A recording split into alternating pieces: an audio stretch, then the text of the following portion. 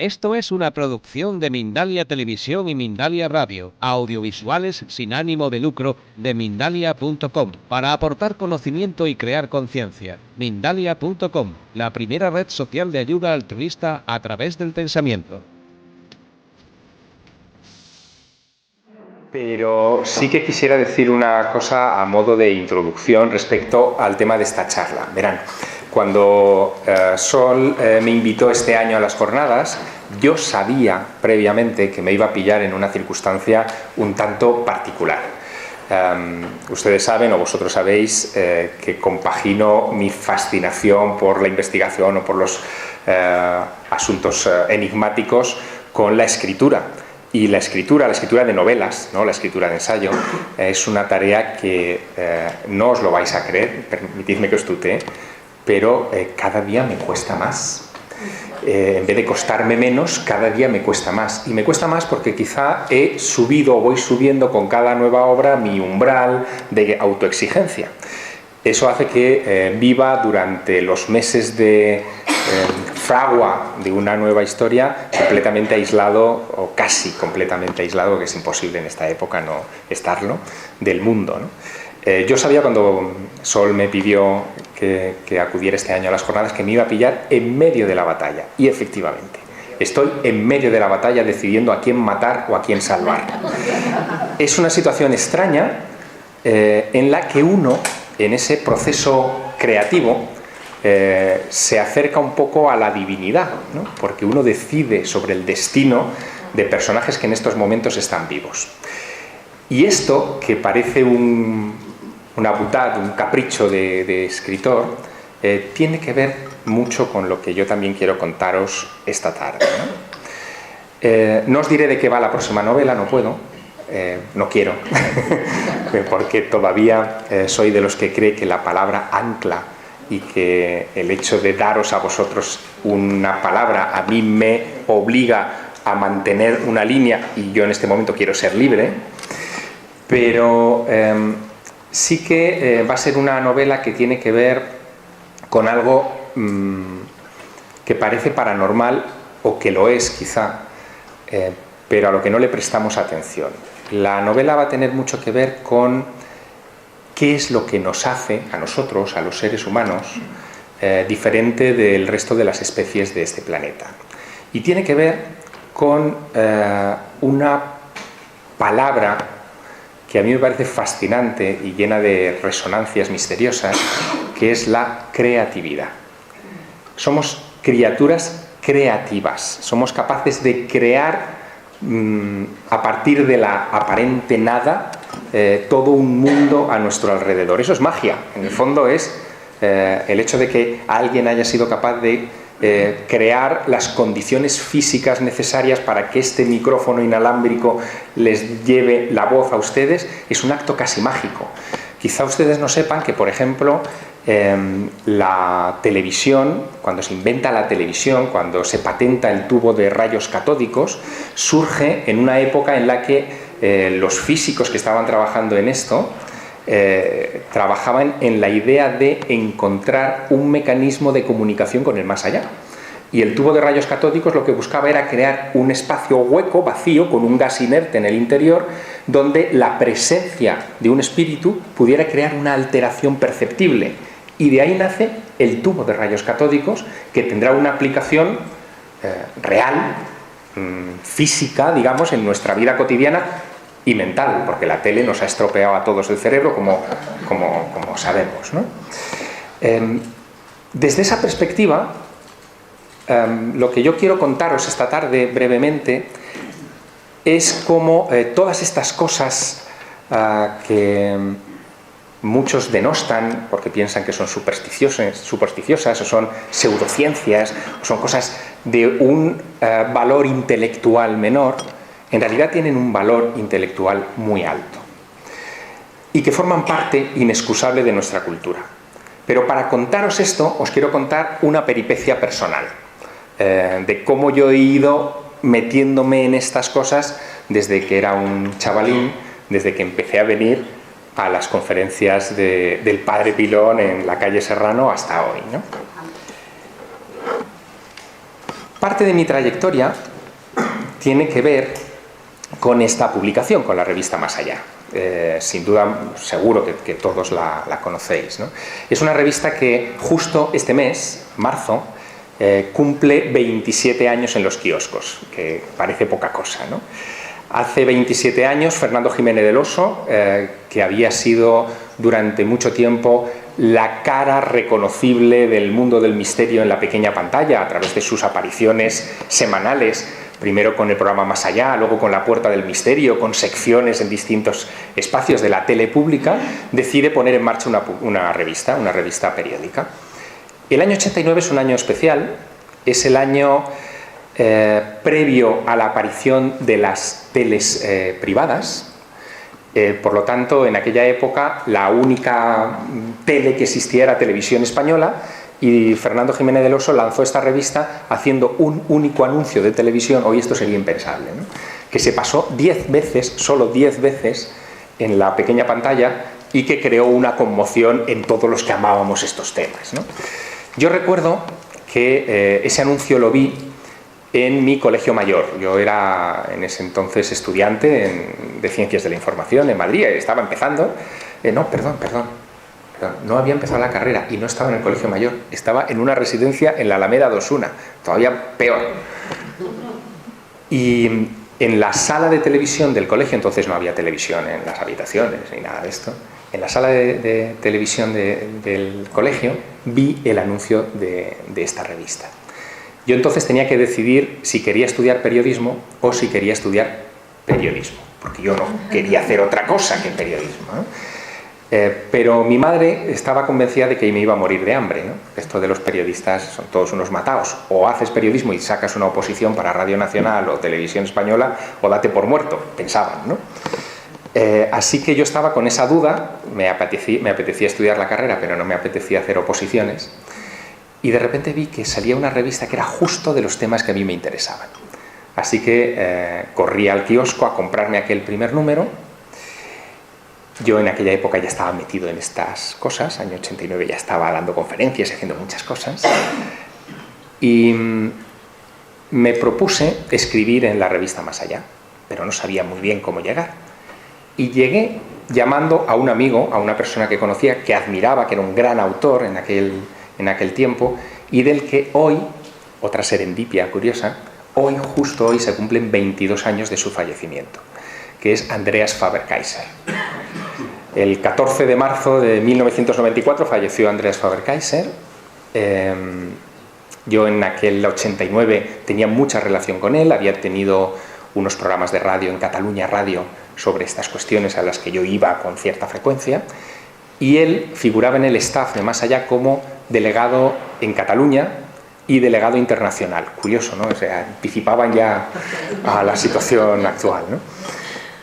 Así que le llamé a Andreas, le dije, oye, ¿quién conoces tú allí dentro? Y dice, bueno, yo conozco a Fernando, conozco a Félix Gracia, que entonces era uno de los impulsores de la revista, todavía no era director, y me conectó con ellos, y en el número 4 yo publiqué mi primera noticia, en el número 6 mi primer reportaje firmado.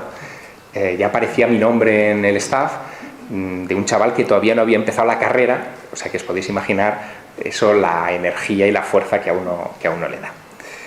Hay una serendipia curiosa, una más.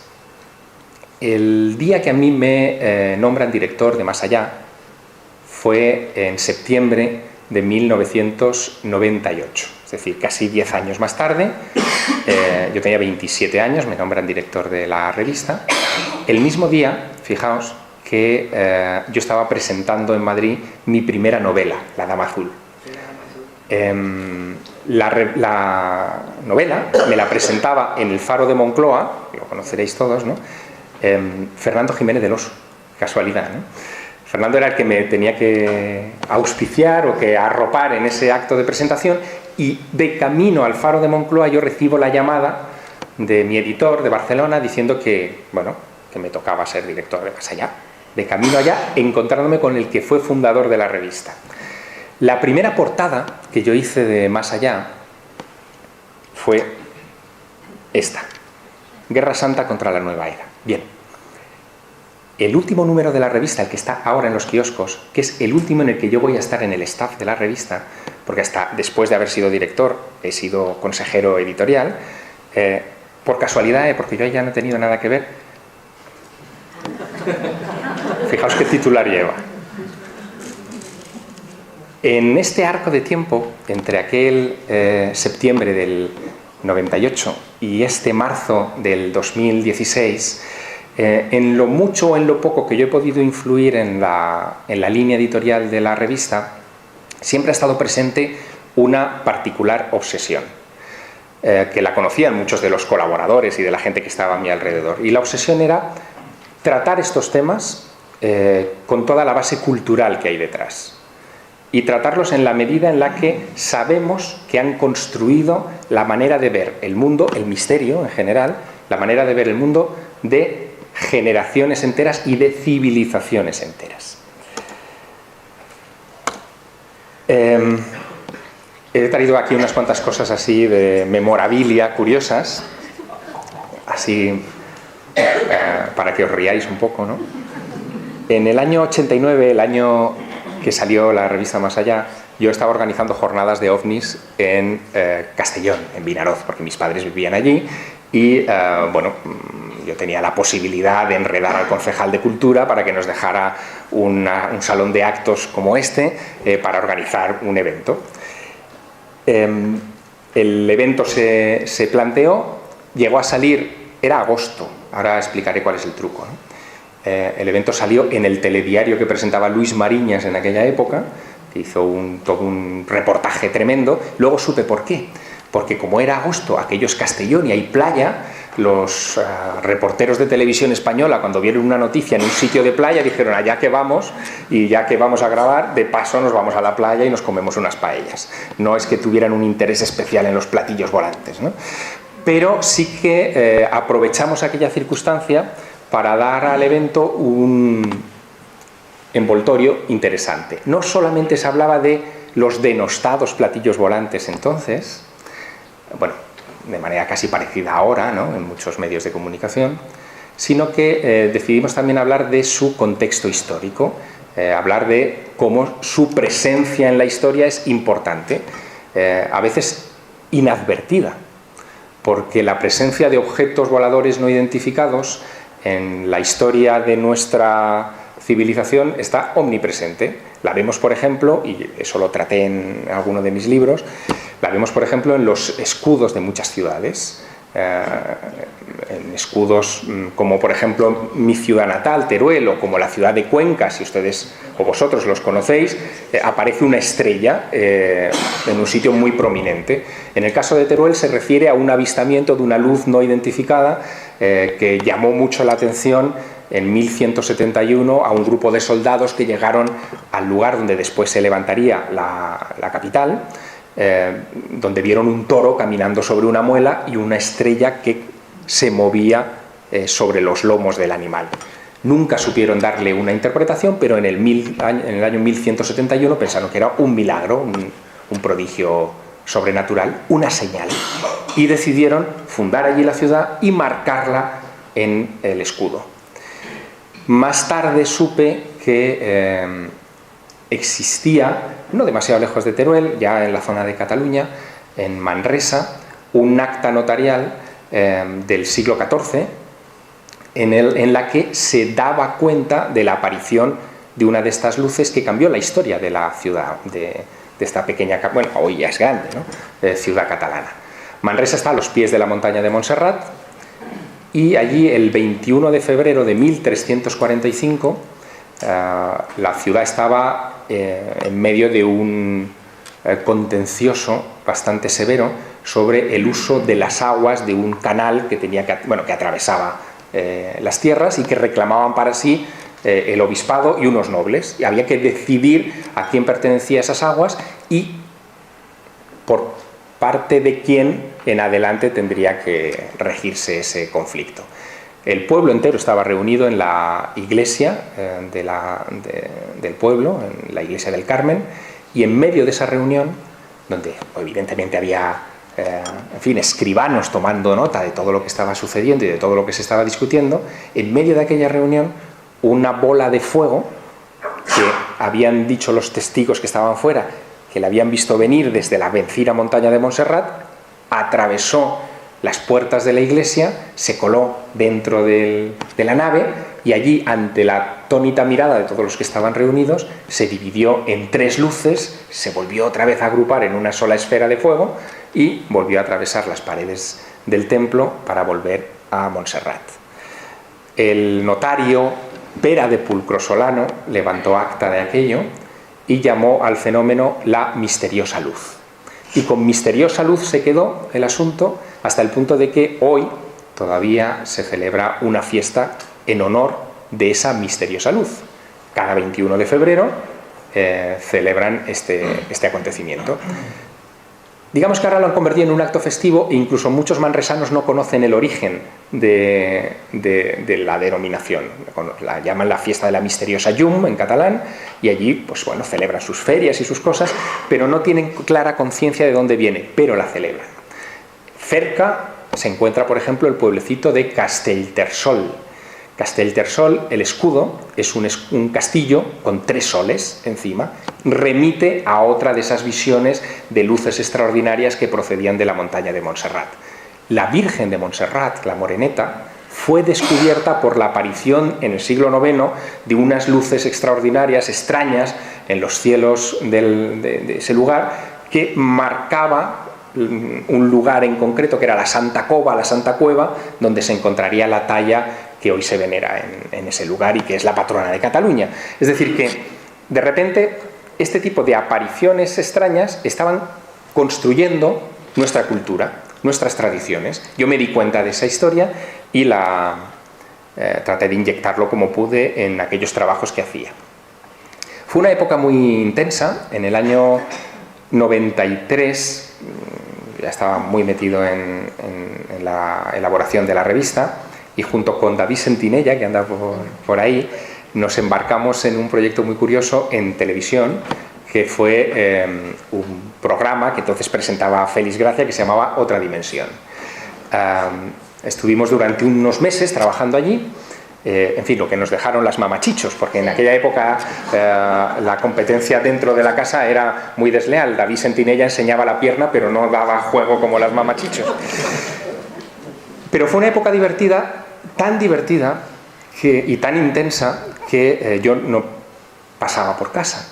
Entonces había contestadores automáticos, ¿no? No sé si muchos os acordaréis, contestadores de cinta de cassette. Es que decir esto parece que es la prehistoria, pero era lo que había, ¿no? Donde uno dejaba grabado un mensaje y cuando llamaba a alguien, pues saltaba el parlamento que habías dejado allí.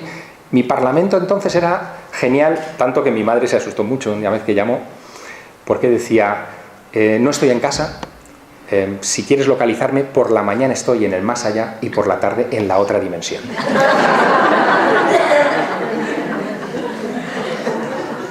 En el año 93 no existía Internet. La forma de comunicarnos era muy distinta, era a través de correo postal. Uno tenía que estar muy atento a lo que el cartero traía todos los días, ¿no? Había una emoción distinta, quizá, ¿no?, a cómo hoy se producen muchas de estas comunicaciones. La relación de los que nos centrábamos en la investigación de este tipo de cuestiones con otros investigadores en otras partes del mundo era muy lenta. Tardaba mucho en llegar la información de avances en países de afinidad idiomática, por ejemplo, ¿no? En fin, lo que se producía en Argentina, en México, en Chile, en Colombia o en cualquiera de esos países tardaba por lo general semanas y no meses, a veces años, en llegar hasta nosotros. Fue una época en la que si uno quería estar al corriente de lo que sucedía, tenía que suscribirse a 1001 publicaciones. Y uno se dejaba un dineral espectacular en aquello, ¿no? Porque recibir revistas, por ejemplo, de cierto volumen de otro país, a ti te las cobraban a precio de oro.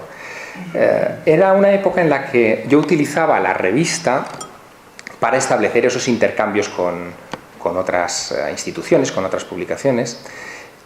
muchas de ellas no eran del ámbito del misterio, sino que eran del ámbito de la cultura, porque ya en aquel tiempo me di cuenta de que en catálogos de museos, en inventarios arqueológicos, en publicaciones universitarias, se escondían muchas cosas que daban luz o a veces daban sombras sobre las cuestiones que nos interesaban o que me interesaban. He traído esta imagen año 99 en una de las jornadas del Padre Pilón, porque en ese tiempo también había otra cosa que quizás se ha perdido y que sobre todo esto yo lo dirijo a los más jóvenes de la sala, quizá convendría recuperar. Bueno, vosotros estáis, porque estáis aquí, en ese camino, pero hay mucha gente que no, ¿no? Y es que durante muchos años, hasta la irrupción de Internet que lo cambió todo, la formación en este tipo de materias era una formación muy parecida a la formación clásica tradicional del maestro y el aprendiz. Hoy hemos pasado a una formación autodidacta, que es meterme en Google y buscar la respuesta a aquella duda que tenemos, con el gran peligro de que no hay una mente con un criterio que nos oriente a ese respecto. Yo encontré esos maestros en personas como el Padre Pilón, evidentemente, que supieron orientarme y darme premisas sobre muchas cuestiones. Otro de mis grandes maestros, sin duda, fue Enrique de Vicente, que lo habéis tenido aquí en estas charlas. Os contaré como anécdota también cómo fue mi encuentro con Enrique de Vicente. Yo a Enrique de Vicente lo conocí en un día que no olvidaré nunca, que fue el 19 de febrero de 1988, en la presentación de una revista en Madrid que era Cuadernos de Ufología, una revista especializada que se presentó aquí en la capital. Yo entonces era ese estudiante que estaba en la Alameda de Osuna, en un colegio allí perdido, y que se escapaba como podía a todo este tipo de eventos, ¿no? Bueno, el día que yo conocí a Enrique de Vicente fue el clásico día de Enrique de Vicente, ¿no? El clásico día de caos encadenado, hasta que al final llega con un plátano en el bolsillo y con las diapositivas cayéndosele por el camino. Entonces había diapositivas para llegar a dar allí una pequeña intervención en esa presentación de Cuadernos de Ufología. Al finalizar la charla, yo me acerqué a Enrique y le pedí consejo sobre qué podía hacer un chico como yo para formarse adecuadamente en este tipo de cuestiones. Y él me dio una serie de consejos bastante valiosos, me dio orientación sobre qué tipo de revistas podía buscar en el rastro, porque muchas estaban ya absolutamente fuera de catálogo, como por ejemplo las de Mundo Desconocido de Andreas Faber-Kaiser. Y me dijo, hombre, si quieres, pásate un día por mi casa y te enseño así algún material que tengo y me ayudas a organizar mi archivo. Estuve a punto de morir sepultado en varias ocasiones en aquel archivo, pero era un lugar fascinante, ¿no? Porque me permitió, mientras Enrique escribía sus artículos, entonces para muy interesante, ver cómo se manejaba cierta clase de información que yo no había visto nunca, ¿no?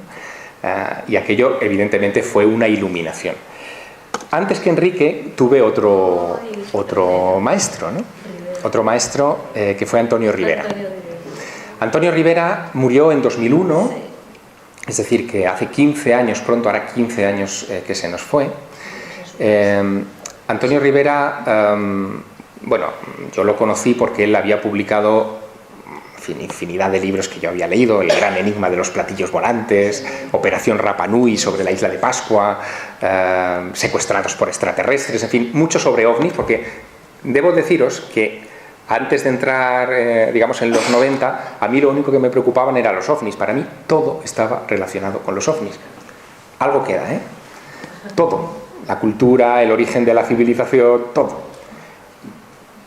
En uno de aquellos libros, Humo informa a la Tierra, se llama.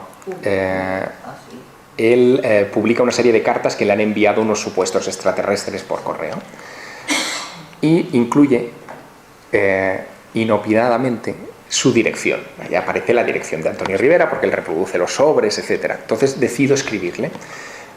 Humo y forma la Tierra se publica en el año 85, yo tengo 14 años, y le mando una carta a Antonio diciéndole, mire, don Antonio, yo he leído su libro, soy un admirador suyo y quisiera preguntarle qué debo estudiar, qué debo hacer para ser de mayor como usted, ¿no?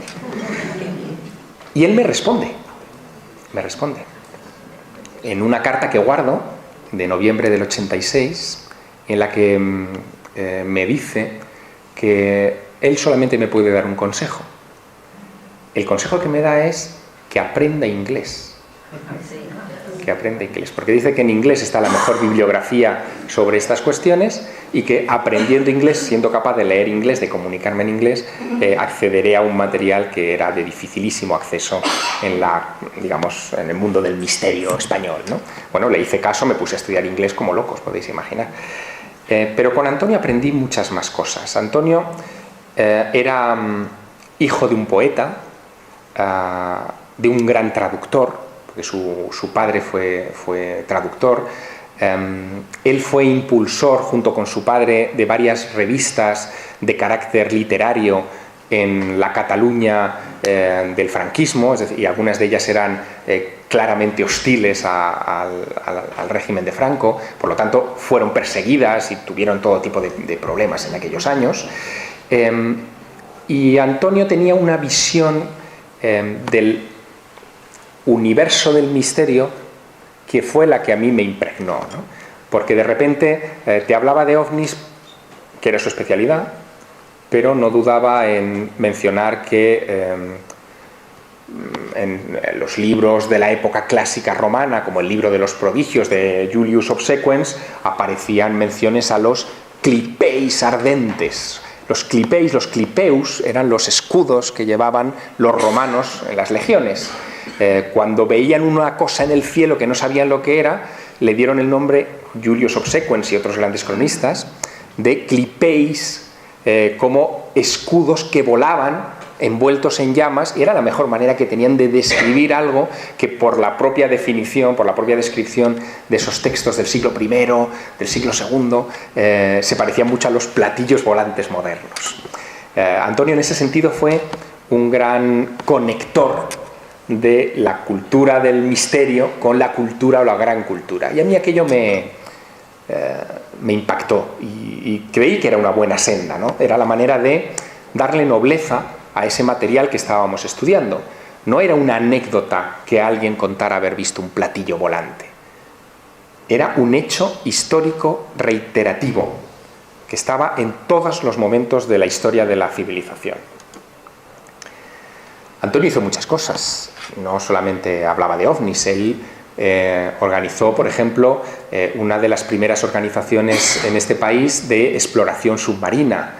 Lo llamaron el CRIS, el Centro de Recuperación e Investigaciones Submarinas. Fue amigo de Jacques Cousteau. De hecho, compartieron experimentos de escafandra durante algún tiempo, intercambiaban notas sobre en fin, se estaba innovando en aquellos años, ¿no? Antonio lo dejó, y me lo contaba, eso no lo contó él en ninguno de sus libros, lo dejó un día que le llamaron, la Guardia Civil le llamó para una inmersión cerca de Tossa de Mar, que es donde ellos tenían la base, para tratar de recuperar los cadáveres de un avión, de una avioneta que se había estrellado en el mar. La sensación de bucear para sacar unos cuerpos del fondo del mar a él le impactó tanto que decidió alejarse de este asunto y dedicarse a mirar las estrellas. Fundó el Centro de Estudios Interplanetarios, mantuvo correspondencia con los grandes de la astronáutica de aquellos años. Esto tampoco se recuerda habitualmente, pero él mantuvo un contacto interesante, por ejemplo, con Hermann Oberth, que era uno de los padres de la astronáutica, y cuando Hermann Oberth estuvo en un congreso de astronáutica mundial muy importante que hubo en Barcelona, tuvo una reunión con los miembros del Centro de Estudios Interplanetarios. Y luego organizó en el año 74-75 la primera expedición científica a la isla de Pascua, en Chile. Hasta ese momento, el tema de la isla de Pascua, de la cultura antigua pascuense y de los moais, había figurado evidentemente en los folletos turísticos de muchos en fin, en muchos lugares. Había sido objeto de especulación por parte de autores como Eric von Däniken y otros, hablando de que podían haber sido hechos por extraterrestres, pero no se había hecho, por ejemplo, algo en lo que Antonio hizo su aportación. No se había buceado en el perfil de toda la isla de Pascua en busca de posibles moais sumergidos, y los encontraron. Y algunas de los hallazgos de Ribera bajo el mar han dado pie a consideraciones interesantes sobre la edad de los moais, porque algunos de esos moais fueron colocados en lugares que hoy están sumergidos, por lo tanto en un tiempo en el que el nivel de las aguas de la isla de Pascua tenía que ser inferior y por lo tanto también mucho más antiguo de lo que pensamos que es la edad de los moais pascuenses. Esa es la manera en la que un hombre como él me enseñó a que la curiosidad cultural es perfectamente conectable con el misterio. Definición de la Real Academia de Cultura. Hay varias definiciones, la que nos afecta es el conjunto de conocimientos que permiten a alguien desarrollar su juicio crítico. Juicio crítico significa, entre otras muchas cosas, saber hacer preguntas. No conformarse con respuestas dadas. Y yo creo que eso es algo que llevamos a gala los que nos hemos metido en este tipo de cuestiones. En lo que a mí me afecta en estos últimos años, más allá de los platillos volantes, los clipéis, la isla de Pascua, en fin, todas estas cuestiones que siguen interesándome, obviamente, y a las que le sigo dedicando tiempo, viajes y lectura, en lo que a mí me afecta más recientemente está, evidentemente, la literatura. Cuando yo descubro o me doy cuenta de que la literatura surge, es una manifestación humana que surge para enfrentarse al misterio, descubro por qué la literatura me interesa. Verán, o veréis, nosotros vemos la literatura hoy, en el siglo XXI, desde un ángulo muy amplio. Observamos todo el arco que han dado de sí las distintas mentes creativas humanas desde la noche de los tiempos hasta hoy. Desde esta época, desde la época de las tablillas sumerias, donde se encontraron los primeros vestigios de relatos de nuestra especie, ¿no? Este tipo de literatura, que tiene unos 5.000 años, cuando se crea, cuando se inventa, se hace para tratar de responder a las grandes preguntas fundamentales. El primer texto literario de la historia de la humanidad es la epopeya de Gilgamesh. Yo creo que hablé aquí un año de la epopeya de Gilgamesh, pero no sé si dije entonces que la epopeya de Gilgamesh tiene como objetivo tratar de responder a la pregunta de ¿por qué debemos morirnos? ¿Qué pregunta, eh? ¿Por qué debemos morirnos?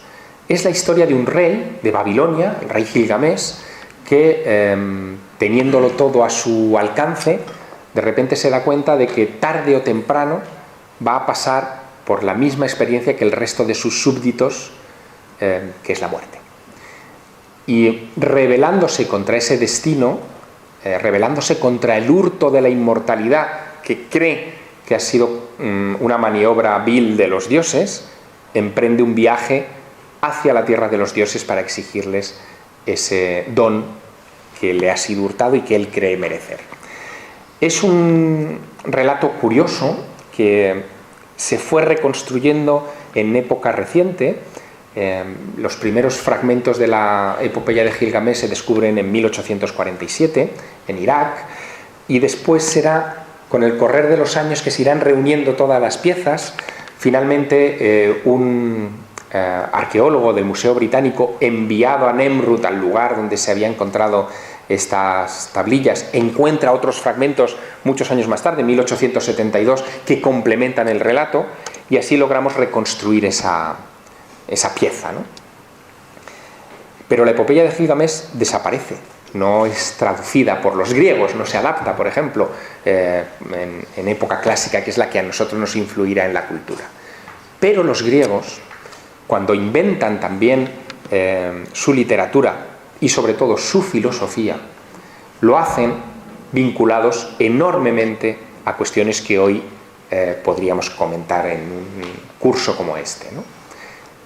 A mí me llama especialmente la atención un personaje como Homero.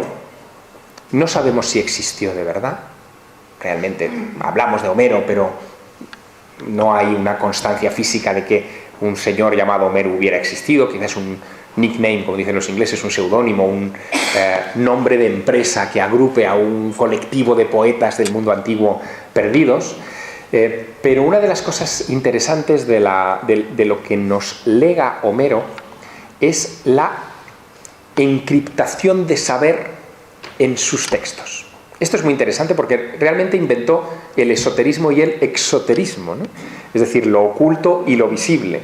Cuando compone Homero la Ilíada, son estos 24 cantos, 15.000 versos, lo hace en un tiempo muy desgraciado. No solamente no tenían internet, es que no existía tampoco imprenta. Cuando alguien escribía algo, lo que hacía era esculpirlo en un trozo de piedra y no era para escribir 15.000 versos. Por lo tanto, la Ilíada y la Odisea, durante más de 400 años, ese es el cálculo que más o menos hacen los historiadores, se recitaban de memoria.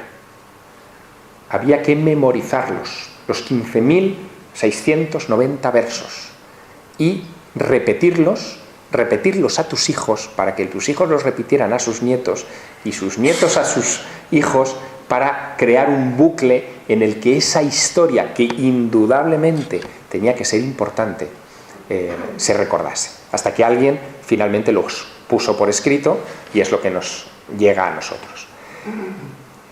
Lo curioso es que parece que se ha descubierto cómo se memorizaba una cantidad tan bestial de información. No sé cuántos de aquí habréis hecho oposiciones, ¿no? Y habréis tenido que memorizar gran cantidad de información absurda, ¿no?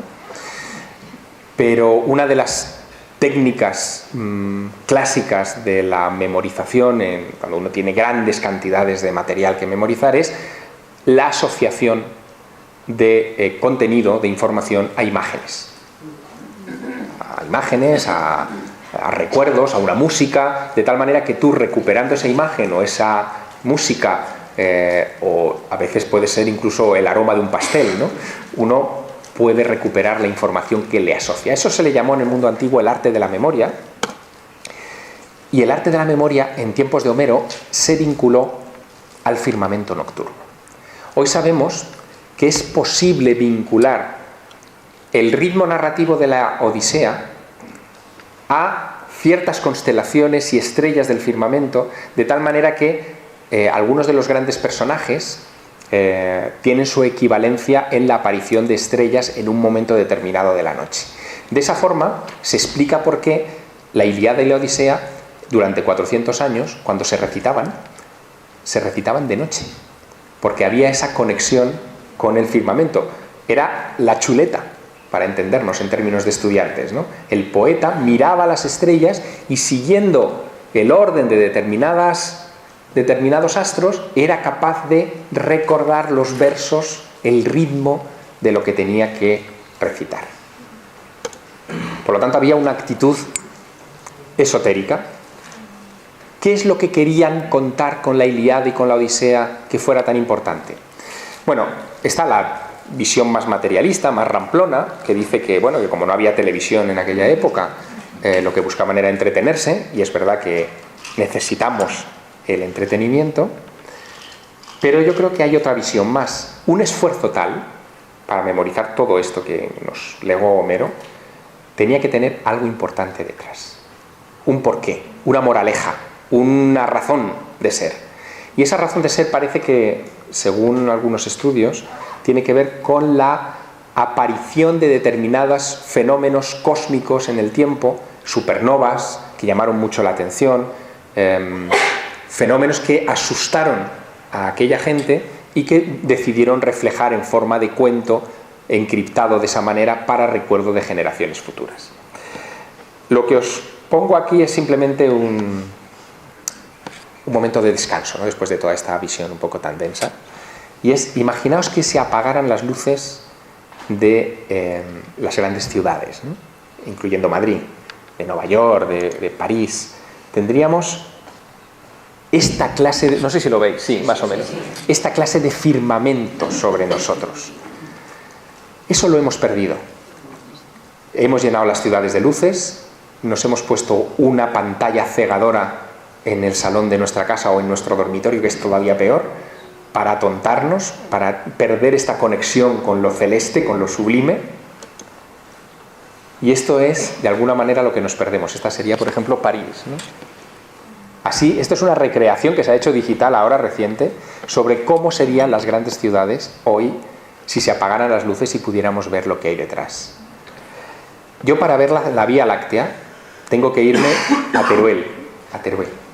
Yo soy de Teruel, o sea, me resulta fácil, conozco el terreno, pero es que yo me detengo, suelo ir siempre por la noche, porque me detengo en medio del descampado para ver eso, las estrellas. Y hace poco, esto lo cuento como anécdota personal, hace poco me llevé a mis dos críos a Teruel, tienen 7 y 8 años, y ellos no habían visto el cielo así, porque viven en esta ciudad, no lo habían visto.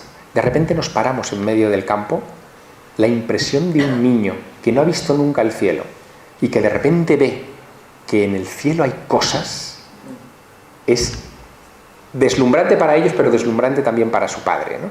De alguna manera esa es la actitud que creo que debemos inocular. Y desde aquel día, bueno, ya mis hijos estaban un poco, en fin, condicionados hacia los misterios y tal, evidentemente, pero desde aquel día todavía más, porque saben que eso que les contaba su padre, esas cosas que pasan ahí fuera, existen, claro que sí. Han visto el misterio es la noche, ¿no?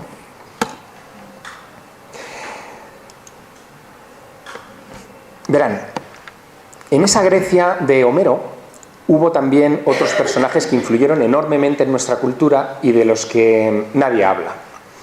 Uno de ellos es Parménides. Parménides fue maestro de Platón. Todos hablamos de Platón, a todos nos enseñan la filosofía a partir de Platón.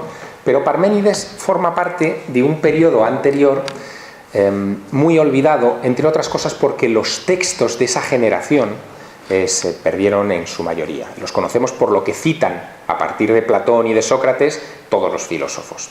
De Parménides se conservan fragmentos de un poema, y no es muy largo lo que se conserva de él, pero ese poema cuenta, y es el origen de la filosofía, cuenta un viaje a las puertas del más allá. ¡Qué cosa, eh!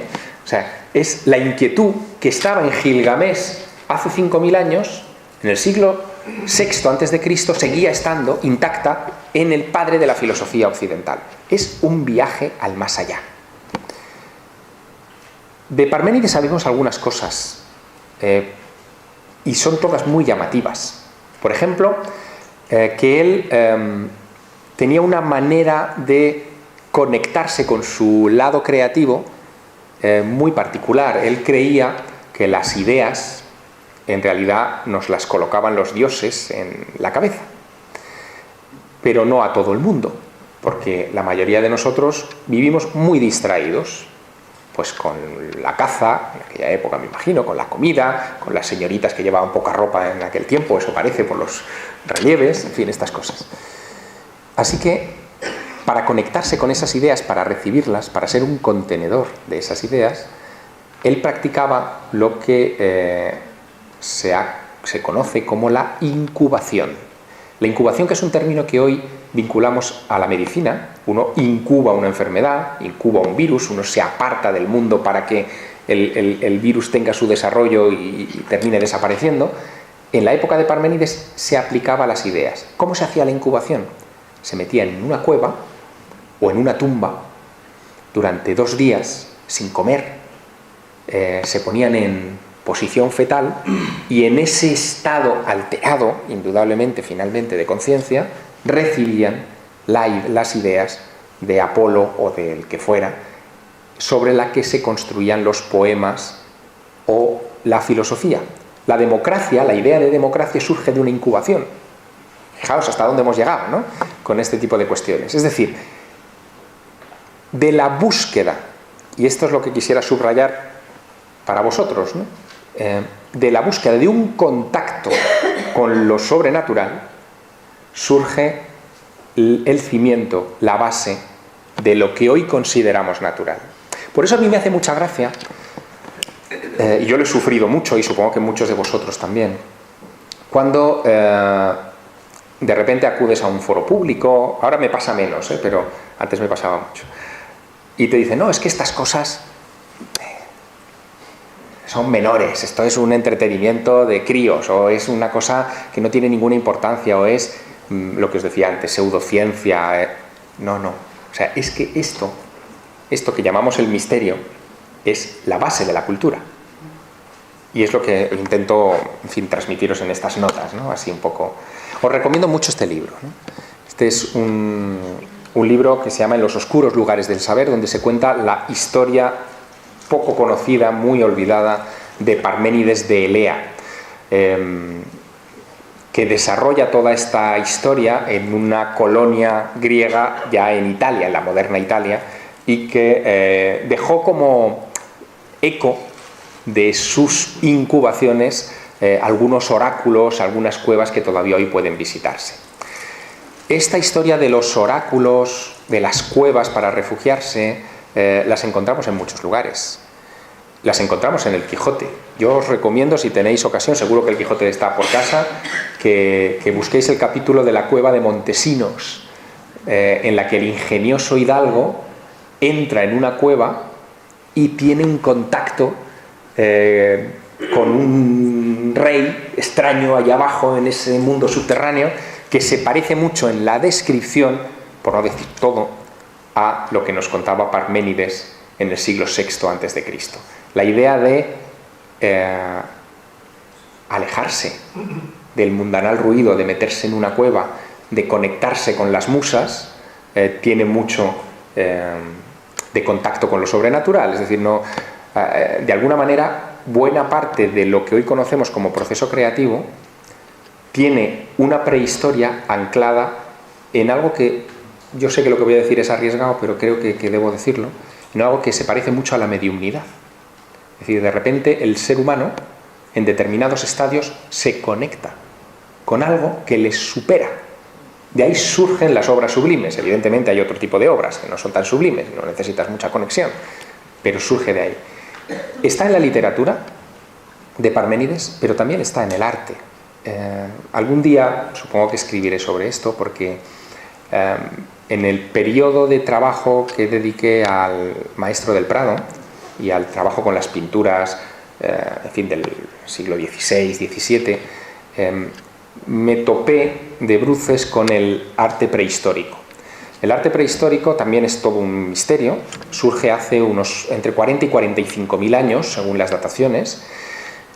Las muestras de arte rupestre más antiguas que se conocen están aquí, están en la cornisa cantábrica, aunque ahora se han descubierto otras pinturas que creen que son tan antiguas como las de aquí, en Indonesia, que tendrían en ese entorno de 40.000 años, Cantabria e Indonesia, O sea, estamos hablando de dos puntos muy distintos, y de repente el nuevo sapiens siente la necesidad de meterse en una cueva, esa cueva parmenidiana que hablábamos antes, irse al fondo de la caverna y empezar a pintar. Lo del fondo de la caverna es importante. No hacía la pintura para llamar la atención de sus semejantes. Si lo hubiera hecho así, lo hubiera pintado en la entrada, en un sitio donde entrara luz natural. No, se iban al interior, a la parte más inaccesible de las cuevas, que es donde están muchas de estas pinturas rupestres valiosísimas, en lugares donde apenas cabían 1, 2, 3 personas. Algunas cuevas de Cantabria hoy solamente pueden ser visitadas en grupos de 3, 4 personas, con luz de fuego, es decir, con una antorcha, y allí dentro hacían su ejecución artística. Pero ¿qué les llevó a hacer eso, no hay respuesta. Hay muchas ideas, muchas teorías, pero ninguna es completa, porque se piensa que podía haber algo de acto mágico, es decir, que ellos intentaban reproducir la realidad para tratar de dominarla, y hacían ritos delante de aquellas escenas de cacería para que luego la cacería se diera ahí en fuera, en una especie de culto animista, pero no hay pruebas de eso. Sin embargo, hay ciertas cosas que no encajan con esa idea.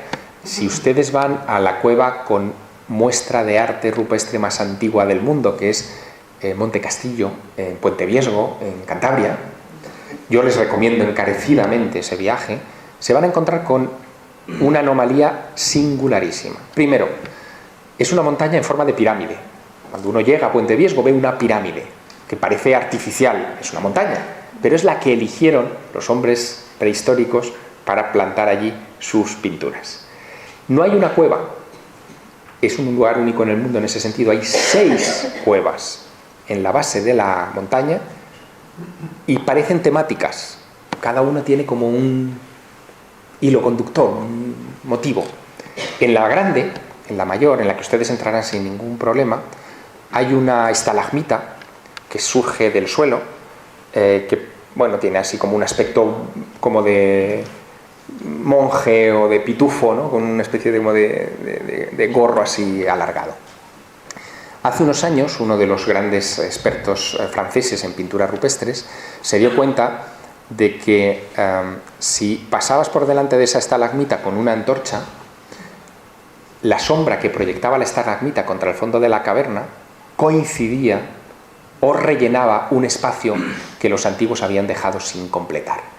Al fondo de la caverna, sobre la pared, había 2 patas de carnero que no pertenecían a ningún animal. La sombra se coloca sobre esas 2 patas de carnero y la imagen resultante parece la de un hombre mitad carnero, mitad humano, un chamán que está caminando, moviéndose porque la antorcha se mueve sobre la pared del fondo de esa cueva, ¿no? Recuerda mucho, por cierto, al mito de Platón y la caverna, ¿no? Todo viene de ahí, todo viene de ese tipo de impresiones del mundo antiguo. Estas son imágenes de las incubaciones, cómo se preparaban en el mundo antiguo para esas incubaciones. Y luego piensen, no lo pongo por Charlton Heston, lo pongo por Moisés, ¿no?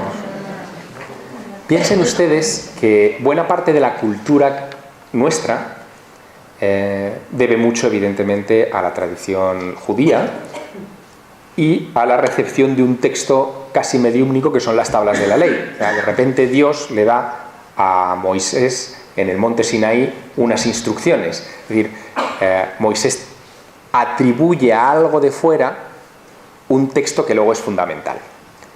Y esto es crónico en todo el mundo antiguo. Les hablaba de la cueva de Montesinos, por favor, échenle un vistazo. Pero es que el Quijote, y esto a mí no me lo explicaron en el colegio, claro, el Quijote, como el último de los grandes libros de caballerías, lo que trata es de satirizar un género que termina matando, que es el género de esos libros de caballerías, y los libros de caballerías nacen del enigma también, del misterio. El primer libro de caballerías, el primero, es el cuento del Grial de Chrétien de Troyes, 1180. El cuento del Grial es un libro de búsqueda en la que se busca un objeto sobrenatural del que nadie ha hablado, por cierto, hasta ese momento, que es el Grial. No dice lo que es Chrétien de Troyes, habla de un recipiente del que emana una luz muy poderosa, pero no dice que sea el cáliz de la última cena. Eso vendría después en sucesivas continuaciones y versiones de lo que Chrétien de Troyes dejó inacabado. Pero el cuento del Grial mostraba algo importante, y es que hay que buscar para encontrar. Esto parece una perogrullada, pero no es nada de perogrullo. Hay que salir a buscar, hay que emprender lo que los franceses, lo que Chrétien define como la quête. Hay que salir a la búsqueda si quieres encontrar. El objeto de búsqueda en la quête del cuento del Grial es ese grial, ese objeto sorprendente que él ve en un castillo donde se encuentra con el rey pescador, un castillo que desaparece al día siguiente. Es todo lo que describe Chrétien de Troyes en ese fragmento del cuento del Grial. Es una visión, es una vivencia. es algo vinculado a lo sobrenatural, es una experiencia sobrenatural. El modo en que lo describe lo conecta inmediatamente con experiencias que muchos habrán contado en esta mesa o que os habrán contado al respecto. Por lo tanto, ese género nace de la búsqueda de algo que muy probablemente sea visionario. Yo un día ya os contaré, otro año vengo y os hablo del Grial y de lo que ando trabajando con ese tema. Pero probablemente el Grial fuera un objeto visionario, ¿no? Grandes padres de la ciencia, por no hablar solo de la cultura, deben mucho a esa conexión con lo sublime. Verán, lo de estar en una cueva, como Parménides, hacer la incubatio, para recibir los mensajes de los dioses, lo hacemos todos los días. De alguna manera es en nuestro momento de sueño. Es el momento en que nos aislamos, cortamos amarras con el mundo tangible, con esto que decimos que es la realidad, y nos conectamos con ese otro mundo donde pasan cosas. Este hombre que ven aquí tenía un problema. Era un físico que tenía que organizar como fuera los pesos atómicos de los elementos de la tabla periódica, pero no sabía cómo organizarlos. Estaba tan obsesionado con el tema que un día se fue a la cama con aquello dentro y en un estado casi de coma durante más horas de las que él dedicaba al sueño, la información que a él le había estado obsesionando se organizó. Se despertó de su coma, de su sueño, de su incubación, y organizó la tabla periódica de los elementos. Dmitri Mendeleev. Y es la base de nuestra química actual, ¿no? Es decir, que le debemos mucho. Este es otro personaje bien curioso. Compositor. Brahms. Brahms, al término de su vida, concede una curiosa entrevista a un señor americano que se llama Arthur Bell, que escribe un libro que no ha sido traducido al español, es una pena, pero es un libro maravilloso, en donde pasa revista a los grandes compositores de todos los tiempos. Arthur Bell cuenta cómo él, siendo muy joven, acude a casa ya de un mayor Brahms y le pregunta por de dónde saca él el talento. Le hace una pregunta extraña, ¿de dónde saca él el talento para esas composiciones? Y Brahms, que debía estar en un día tonto, le cuenta de dónde saca el talento. Y el talento lo saca de su conexión con el lado invisible de la vida. Él también se desconecta, también tiene sus incubaciones, no las llama incubaciones, pero se le parece mucho. Y él lo que dice que hace es recibir. Él no crea, él recibe. Y lo que hace, o lo que intenta, es mantener limpio el instrumento de recepción, que es su mente, su cabeza, que es con lo que él se conecta. Y dice que él conoció a Beethoven, que Beethoven hacía prácticamente lo mismo. Y que nadie que no esté en contacto, Beethoven era más religioso, él hablaba de Dios, ¿no? Pero que nadie que no esté en contacto con lo supremo, con lo sublime, con lo invisible, con lo inefable, es capaz de crear algo importante. Lo dice Brahms. Maquiavelo. Es un repaso rápido, pero Maquiavelo, en una carta que publica en 1400, en el siglo XV, dice lo siguiente, lo voy a leer por si no llega la vista del final. Dice: cae la noche, está contando cómo él escribe. Cae la noche, vuelvo a la vivienda.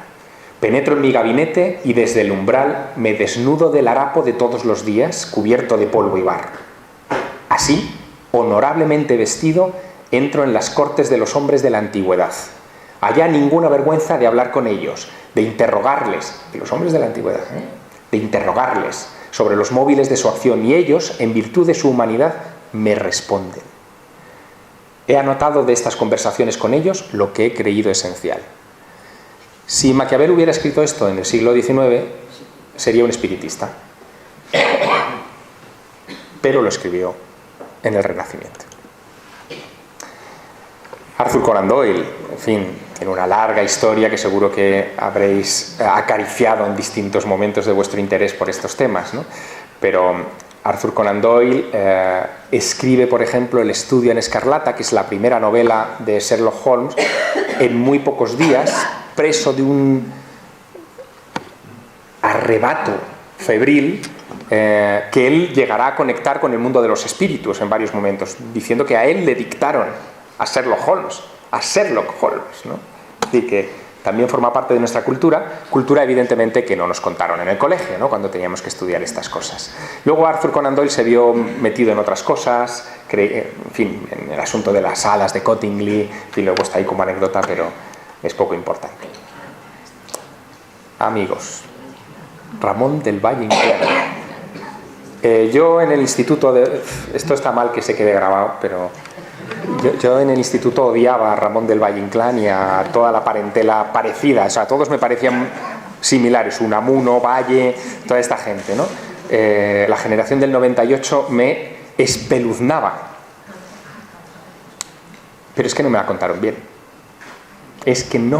contaron bien, es que aquellos hijos del 98 estaban imbuidos en una crisis que no era solamente política, como nos cuentan, ¿no? Era una crisis verdaderamente existencial. Ellos tenían que dar razón de ser a su vida. De repente las máquinas estaban por todas partes, se ha sustituido la luz de gas por la luz eléctrica en las calles, llegan los tranvías, llega la tecnología. Es algo parecido a lo de esta época, pero todavía más, porque veníamos, digamos, casi de la prehistoria, ¿no?, a la irrupción de la tecnología y del avance. ¿Y dónde quedaba todo el espíritu romántico? ¿Dónde quedaba la fe en el espíritu humano? ¿Dónde quedaban esas cosas? Bueno, esta gente se preocupó por ello. Ramón del Valle Inclán, cuando lo tenemos que estudiar, nos explican que es el inventor del esperpento, que escribe Luces de Bohemia, que tiene una visión ácida del mundo en el que le toca vivir, que se inventa personajes como Max Estrella, en fin, todo esto nos lo cuentan en el instituto y tú tienes que estudiarlo ahí y repetirlo como un loro en tu examen, ¿no?, para aprobar. Pero no nos cuentan que Ramón del Valle Inclán publica pronto una serie de libros en los que habla mucho de la magia, de cómo su tata le contaba cuentos de meigas de la Santa Compaña, de apariciones de fantasmas, etcétera, que condicionan absolutamente toda su vida. Él vivió obsesionado con lo sobrenatural. En sus cartas de juventud firmaba con un pentáculo, estaba suscrito a la revista de la Sociedad Teosófica. Claro, estas cosas, ¿para qué te las van a contar? ¿Para qué te van a contar que un escritor como él tenía inquietudes trascendentes, ¿no? ¿Para qué? Si total, lo mejor es una visión lo más ramplona posible de la realidad, ¿no? Escribe un libro, La lámpara maravillosa, 1916, que es una especie como de confesión íntima sobre las motivaciones de su escritura y de su personalidad. No habla de la incubación, pero la describe. Habla de la conexión con lo supremo en el acto de la creación literaria. Habla del mundo del más allá. Menciona a todos los grandes esoteristas que os podéis imaginar, desde Pico de la Mirandola en el Renacimiento hasta los modernos teósofos, Madame Blavatsky, etc. Todo esto está en este texto, La lámpara maravillosa, que a mí me recuerda, quizá ya empiezo yo aquí a hacer conexiones un poco extrañas, pero a mí me recuerda la lámpara maravillosa al grial de Chrétien, ¿no?, al objeto que iluminaba desde el interior y que iluminaba el interior de las personas, ¿no? Él buscaba, Ramón, la iluminación. No era un mero cronista social, ¿no?, que es un poco lo que nos ha llegado a nosotros, o un notario de cómo era la sociedad que le tocó vivir de finales del siglo XIX y principios del XX. Era mucho más que eso. Y fumaba hachís. Y él lo cuenta porque fumó una época, no siempre. Porque él buscaba permanentemente las vías de contacto era un poco cátaro en ese sentido, ¿no? Y en la lámpara maravillosa queda muy bien reflejado, para desprenderse de lo que él cree que es la materia opresora, el cuerpo, y poder liberar su pensamiento para conectar con lo con lo sublime. Esa es la cultura, ese es el origen de la cultura. Pío Baroja, que es un poco el adalid del racionalismo, ¿no? y que lo tenemos como un tipo muy alejado de estas veleidades misteriosas, ¿no? que nos concitan aquí. Resulta que cuando llegó a Madrid estaba profundamente conectado con todos los círculos espiritistas de la capital y que no se perdía una sesión de espiritismo allá donde se diese. Y llegó a escribir, dejó huella escrita de ese interés, algunos cuentos, en este que es uno de sus libros recopilatorios de cuentos, Vidas sombrías, hay un relato que yo os recomiendo, que se llama El Medium, y que tiene que ver con la aparición de un espíritu en una fotografía. En fin, el tío se adelantó a su tiempo, ¿no? De una manera maravillosa. En fin, todo eso está ahí, ¿no? Esa sustancia, ese cimiento está en nuestra cultura. Y es lo que a mí me atrae. Desde hace muchos años, cuando empecé con la revista y traté de dirigirla hacia ese sentido, más que hacia un sentido más supersticioso o frugal de estos temas. Y creo que es el camino que seguiré recorriendo, ¿no? Porque creo que hay mucho todavía que contar. Sí. Ya, ¿no? Vale, sí, es que yo había traído aquí material, no pensaba extenderme tanto. Simplemente rendiré un homenaje rápido a algunos de los libros que han condicionado también nuestra cultura de un modo u otro. Este es uno de ellos, El retorno de los brujos. Los más jóvenes seguro que no lo recuerdan, pero es un libro que merece la pena echarle un vistazo incluso hoy, porque es el que nos inyecta muchas de las ideas que hoy barajamos. Por ejemplo, que la Segunda Guerra Mundial fue, además de un momento terrible de nuestro pasado reciente, un momento muy motivado por las creencias profundas en lo esotérico de las potencias enfrentadas, y en especial en el Tercer Reich, ¿no? En la parte alemana. Louis Pauwels y Jacques Vergier publicaron una de las revistas culturales más influyentes de la Francia de aquel cambio, ¿no? Cuando hablamos de mayo del 68, solemos olvidar que tras mayo del 68 está la revista Planet, por ejemplo, ¿no? Que era la revista de estos dos señores. Aquel mayo del 68 era un movimiento revolucionario contra lo establecido. Lo que cuenta este libro, lo que contaba aquella revista, era un intento de revisar la historia desde la perspectiva de lo que creen los actores de la historia, no de lo que hacen solo, sino de lo que creen, que al final es, ustedes lo saben, vosotros lo sabéis, lo que nos mueve a todos, ¿no? O sea, nuestro fuero interno, nuestra creencia, es finalmente lo que nos mueve. A voz altos, había que mencionar a Umberto Eco, porque no solo revoluciona un poco eso que llaman la novela histórica, que es verdad, que El nombre de la rosa es una novela histórica, pero también es una novela esotérica, ¿no? Llena de destellos que, de no estar, estoy seguro que no hubieran convertido al libro en un éxito como lo fue. Por no hablar del péndulo de Foucault, que es todavía más esotérica si cabe, ¿no? Tengo que mencionar novelas que han dibujado el paisaje, en este caso español, ¿no? de este país, como fue El caballo de Troya, El 8 de Catherine Neville. Todas son historias con ese trasfondo. Esto lo meto porque siempre me hace mucha gracia esta página de publicidad que hizo Planeta para La rebelión de Lucifer. Yo le pido a Planeta, cuando promociona uno de mis libros, digo, yo quiero un lema como ese. Dios mío, qué libro, ¿no?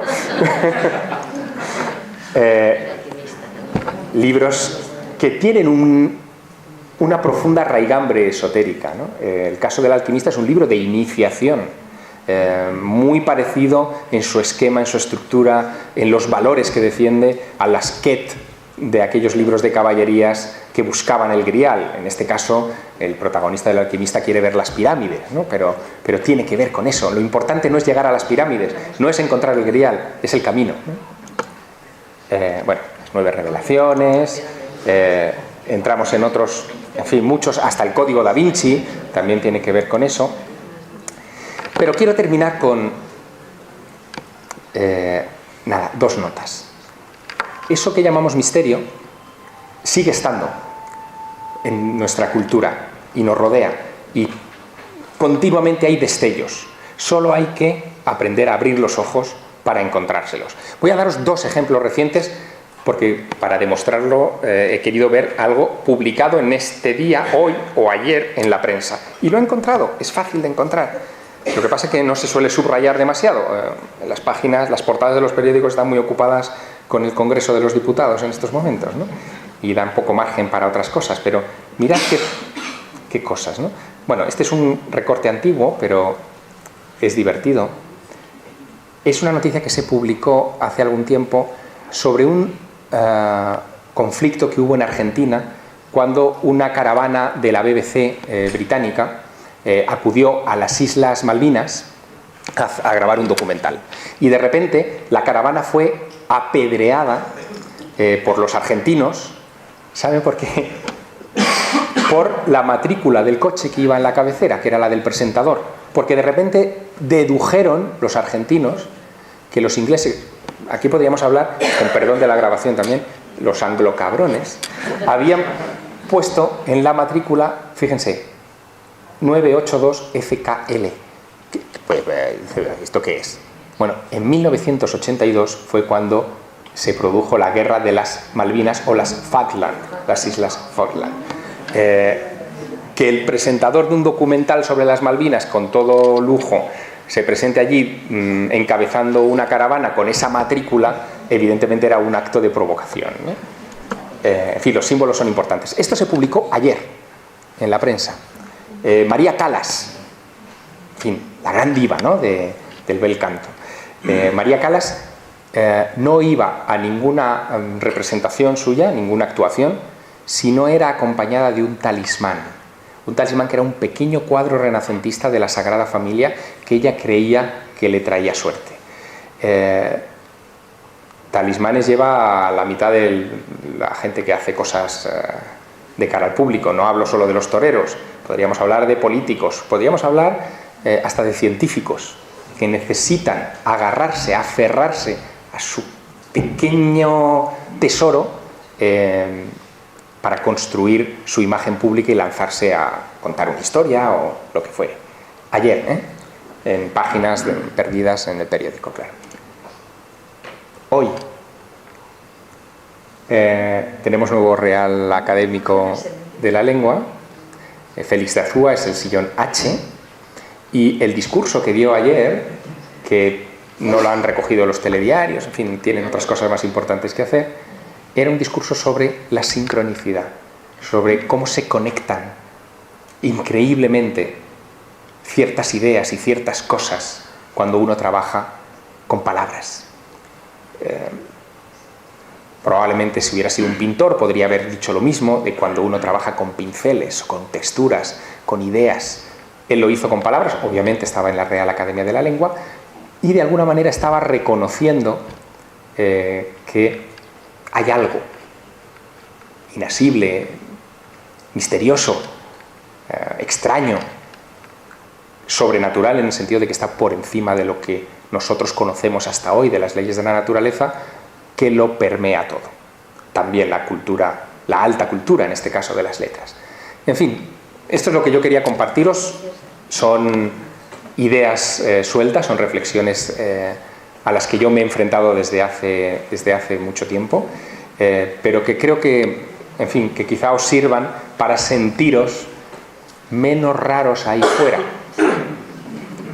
Y para que sepáis que detrás del interés por estas cosas no solamente hay cultura, sino que hay gran cultura o alta cultura. Muchas gracias. Hola, Javier. Hola. Bueno, tenía una preguntita, ya que has estado comentando de la inspiración divina. ¿En qué te inspiras tú para crear una obra literaria? Bueno, yo trato de resolver con cada una de mis novelas, ahora hablo de novelas, alguna pregunta fundamental, ¿no? Y es verdad, bueno, retomo un poco lo que os contaba al principio, que yo creo que la pregunta fundamental, bueno, no creo, es la pregunta fundamental del libro que estoy trabajando ahora es precisamente de dónde viene la inspiración, ¿no? O sea, con qué nos conectamos, si es que nos conectamos con algo. Pero cada novela tiene lo suyo, ¿no? En el caso, por ejemplo, del arte, A mí me preocupaba resolver en El Maestro del Prado hasta qué punto ciertas obras pictóricas fueron hechas con la idea de abrir portales al más allá, ¿no? Portales tal cual, es decir, Bosco lo hizo así con alguna de sus obras, Tiziano también, en fin, hubo una serie de pintores que lo hicieron. Con la pirámide inmortal, pues, me preguntaba efectivamente por lo que hay después de la muerte, en fin, hasta qué punto ese sentimiento que todos tenemos, ¿no? de que tenemos algo dentro que está disociado de la carcasa y que nos trasciende y que sigue, hasta qué punto eso tiene una base o no, ¿no? Y por qué en el mundo antiguo el eje de muchas de esas civilizaciones, entre ellas la egipcia, por supuesto, era explorar esa cuestión. Hoy no, hoy, fíjense, le hemos dado la vuelta. Es decir, en vez de preocuparnos por esa cosa que sentimos que nos trasciende, nos ocupamos de la carcasa, ¿no? O sea, lo que importa es la carcasa. Entonces, en fin, digamos que somos una cultura un tanto singular, ¿no?, en la historia de la civilización. Javier, comentabas que antes de los 90 pensabas que no había prácticamente nada más allá en cuanto a tus intereses en estos temas que fuera los ovnis. Por encima de los ovnis. Sí, eso me convenció Enrique de Vicente. Y también comentabas que hoy en día aún piensas que algo queda. Mi pregunta es si consideras que a medio o largo plazo podremos ver publicado algún libro de Javier Sierra relativo al asunto a que algunos consideramos como el misterio de misterios. Sí, yo de hecho estoy escribiéndolo ya, a ratos, pero estoy escribiéndolo.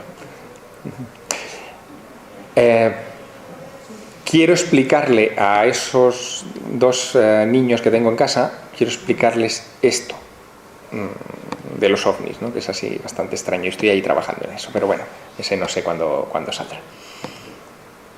En primer lugar, permíteme felicitarte sinceramente porque yo creo que esta tarde la charla que has dado nos toca un poco el corazón a muchos. Intentar demostrar que efectivamente detrás de estos temas, detrás del misterio, hay culturas, son unos temas tan válidos y tan dignos como otro cualquiera. Tienes referencia a que muchos nos hemos sentido pues a veces raros, ¿no?, como decías al final, o en cierto modo infravalorados por otras ramas del conocimiento, y parece que el misterio queda apartado o algo insignificante. Así que en primer lugar, pues eso, felicitarte por la charla de esta tarde. Y en segundo lugar, una pregunta. Antes decías que tú le preguntaste a Enrique de Vicente qué consejos te daría para dedicarte a esto del misterio, pues te la traslado aquí esta tarde. ¿Qué consejos darías tú a las nuevas generaciones, o a las próximas generaciones que estamos interesadas en estos temas? Los que tenemos internet. Vale. Esa pregunta cada vez me da más miedo, porque entiendo que me estoy empezando a hacer venerable, y eso me... O sea, ya... Durante muchos años, cada vez que yo daba una charla, Sol también lo ha hecho, decía, bueno, es que pese a su juventud, ya no lo dicen. Es curioso, pero esa reflexión la han tenido mucho en estos días algunos compañeros. ¿Ah, sí? Sí.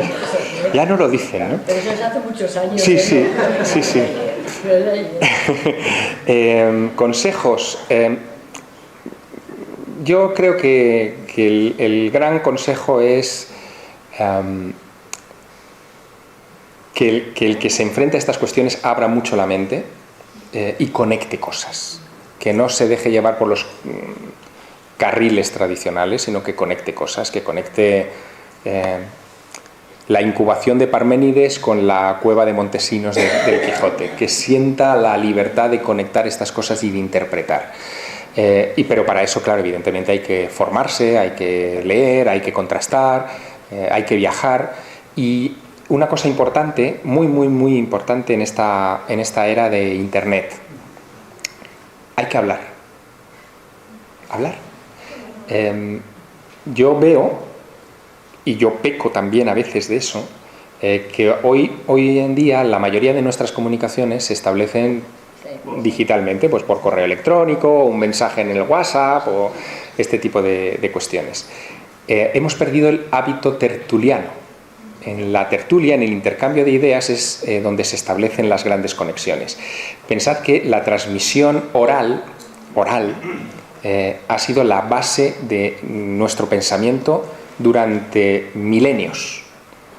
Y ahora la estamos sustituyendo por otro tipo de transmisión que está bien para preservar información, eso no lo tenían nuestros antepasados, pero que requiere de un contraste, de un tira y afloja. Es que ya, si nos damos cuenta, hasta cuando vamos a la universidad no hablamos ni con el profesor, o sea, el profesor te larga el rollo y ya ni discutes con él. Eso está mal, eso está mal. Por eso, que haya foros como este, donde haya una oportunidad de hablar, o que vosotros después de una conferencia como esta os vayáis a tomar algo y discutáis hasta las 11 de la noche, es lo que... o más, bien. Pero es lo que pero es de donde nace el pensamiento, ¿no? O sea, del intercambio, de la humanización. Oye, una última, si quieres. Sí. Perdón. Sí. ¿Volverías a intentar vivir la experiencia de pasar una noche dentro de la pirámide de Egipto? Y 2, si tienes algún talismán. Buena pregunta, la del talismán. No lo tengo, que yo sepa, porque a veces uno se aferra a ciertas manías que son talismánicas, ¿no? También.